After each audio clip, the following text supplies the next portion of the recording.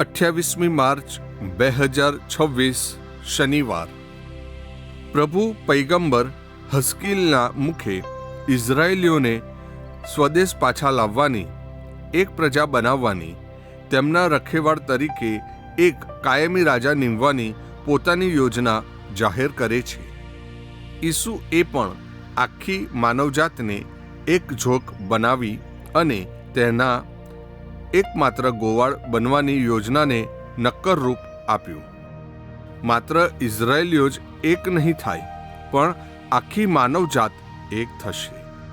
આ માનવજાતનો દાવીદ જેવો કાયમી રાજા તે ઈસુ પોતે. આ યોજના પાર પાડવા ઈસુએ પોતાની જાતનું બલિદાન આપ્યું.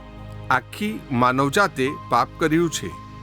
કેટલાક પોતાના પાપોથી સભાન છે, કેટલાક અભાન.